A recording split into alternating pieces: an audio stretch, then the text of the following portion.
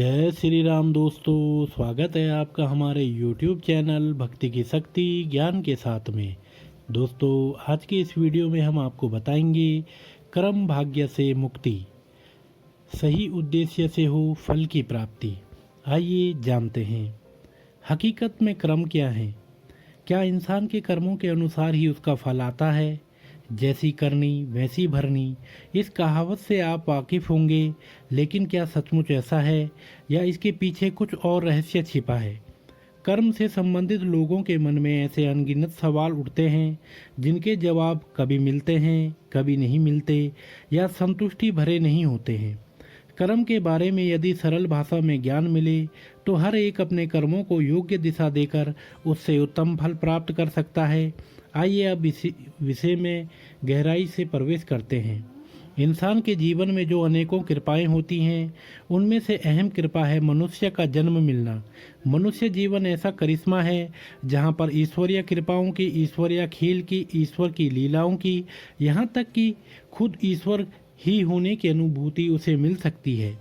अनंत संभावनाओं से भरे पूरे इस जीवन में ईश्वर की राह पर चलने की बजाय इंसान भाग्य, नसीब, कर्म रेखा जैसी बातों में अटक जाता है, जिससे वह असली कर्म क्या है और उसका फल किस तरह से आता है, इन महत्वपूर्ण बातों को समझ भी नहीं पाता। एक बार आप कर्म और उसके फल के बारे में सच्चाई जान जाएंगे तो उसके बाद आपका हर कर्म होश से ही होगा, परिणामतः उसका फल बेस्ट ही मिलेगा। कर्म और उसका फल। कई लोगों की धारणा होती है कि प्रत्यक्ष में कुछ किया तब ही कर्म हुआ। कर्म के बारे में क्रिया करने के तौर पर ही सोचा जाता है, लेकिन ऐसा नहीं है। कर्म तो लगातार होते ही रहते हैं। बिना कर्म के कोई रह नहीं सकता, चाहे आप कर्म कर रहे हों अथवा न कर रहे हों। आप कर्म न करने का कर्म कर रहे होते हैं, जिससे फल तो आने वाला ही है। मानो किसी ने ऐसा सोच लिया, मैंने पूरी जिंदगी कुछ भी कर्म नहीं किया, न अच्छा किया न बुरा किया, इसलिए मुझे न नरक मिलेगा न ही स्वर्ग। तो ऐसा नहीं होता। इंसान से कर्म करने अथवा न करने का कर्म होता ही है। इसे यूं समझे, आपने सही समय पर सही निर्णय लिया अथवा नहीं लिया, उसका भी फल आता ही है। कर्म करते ही उसका फल शुरू होता है। जैसे आग में हाथ डाला, हाथ जल गया, बात खत्म हो गई। लेकिन कुछ कर्मों का फल देख पाने में समय लगता है, इसलिए ऐसी धारणा भी बन गई कि कर्म का फल लंबे समय के बाद मिलता है। इस संबंध में ऐसी कहानियां भी रची गई जिनमें किसी इंसान ने 14 जन्म पहले कुछ ऐसा कर्म किया जो 14 जन्मों के बाद पक गया। कर्म और उसके फल के बारे में ऐसी बहुत सारी कहानियां गढ़ी गई जिनमें इंसान के जीवन में होने वाली बुरी घटनाओं को उसके पिछले जन्मों का असर, भाग्य का फेरा या बदनसीब जैसे शब्दों में ढाला गया। जैसे कोई मेहनत करके भी परीक्षा में फेल हो जाता है, तब उसका भाग्य खराब था, ऐसा कोई कहता है। वहीं दूसरी ओर किसी ने बिल्कुल मेहनत नहीं की लेकिन पास हो गया, तब कहा जाएगा कि उसका लक तेजी में था। लेकिन इस तरह की बातें सिर्फ मन को अच्छी लगे, सुकून मिले इसलिए कही जाती है। वास्तव में क्या है? कर्म करने का फल नहीं मिलता तो फिर किस बात का फल आता है? यदि कर्म बंधन में नहीं डालता तो बंधन का कारण क्या होता है? इन सवालों के जवाब जब गहराई से जान जाएंगे तो कर्म इस विषय के बारे में लोगों की सारी उलझनें सुलझ जाएंगी। आज तक आपने हर कर्म के पीछे जो भी इंटेंशन रखा उसका ही फल आपको मिला, मगर वाकई इंटेंशन क्या है यह जानना बहुत ज़रूरी है, क्योंकि इंसान जब कपट से भरा होता है तब वो बहुत ही उलझा होता है। जागृति में वह एक इंटेंशन रखता है, मगर बेहोशी में उसका इंटेंशन दूसरा होता है। बोलने के लिए वह बोलता है कि ऐसा हो जाए, मगर बेहोशी में सोचता है कि ऐसा ना हो जाए। इस तरह इंसान के पास किसी भी काम के पीछे कम से कम 2 इंटेंशन होते हैं। जैसे एक इंसान कहता है प्रमोशन हो जाए, मगर अनजाने में उसका विचार होता है प्रमोशन हो जाने के बाद जो जिम्मेदारियां आएंगी, क्या मैं उन्हें संभाल पाऊंगा? शायद मैं नहीं संभाल पाऊंगा, ऐसा लगता है। हालांकि वो इंसान प्रमोशन के लिए लगातार कोशिश भी करता रहता है, मगर उसके बदले किसी और को प्रमोशन मिलता है, तब वो कहता है कि मेरा प्रमोशन होना चाहिए था, क्यों नहीं हो रहा? क्योंकि अनजाने में कहीं पर उसका इंटेंशन है कि ऐसा ना हो।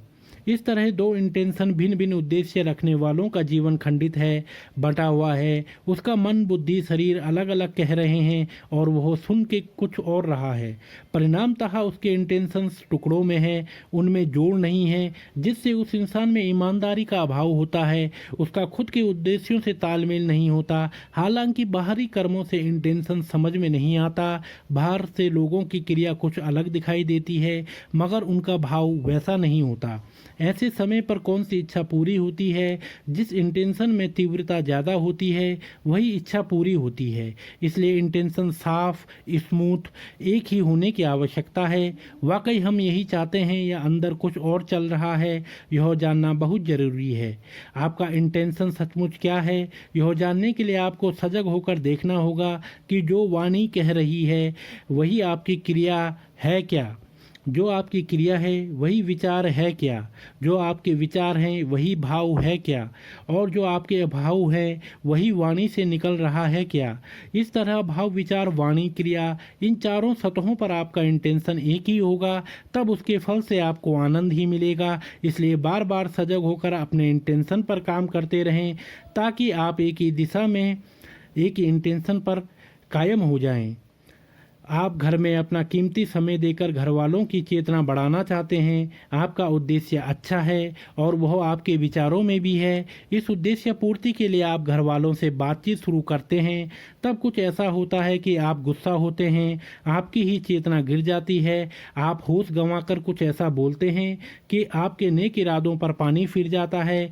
देखा आपने, भाव और विचारों में इंटेंशन एक ही होने के बावजूद वाणी और क्रिया में वह भिन्न होने के कारण उसका परिणाम दुख ही लाता है।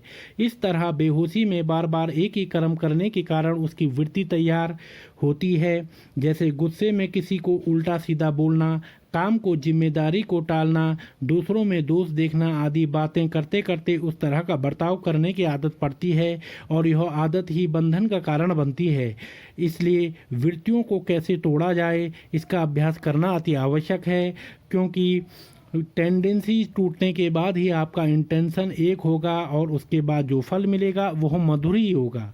अब आपको पूरी तरह से समझ में आया होगा कि एक ही परिणाम इंटेंशन रखने से आपकी अपेक्षा अनुसार कर्मों के परिणाम मिल सकते हैं। साथ ही एक ही गलती बार बार करने की वृत्ति ही आपके लिए कर्म बंधन तैयार करती है। ये दो मूल बातें समझने के बाद एक और अहम बात आपको ध्यान में रखनी है। अब तक आपने समझा होगा कि कोई कर्म किया या करवाया गया जिसका फल हम आज भुगत रहे हैं। ऐसा नहीं है। इन जवाबों से केवल राहत मिलती है। प्रत्यक्ष में पृथ्वी बनने के बाद जो नियम बनाए गए वे हैं कर्म का कानून, लेकिन यह कानून प्रेम में, खेल खेल में बनाए गए। प्रेम की वजह से ही ये संसार चल रहा है। इसलिए आज हमें आवश्यकता है गलत वृत्तियों को तोड़कर उन्हें अच्छा बनाने की।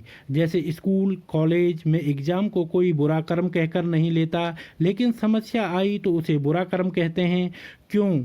देखा जाए तो वह भी एक तरह से परीक्षा ही है, आपकी परख है। इस परीक्षा में आप समझ का कर्म करते जाएंगे तो निखरते हुए आगे बढ़ते जाएंगे।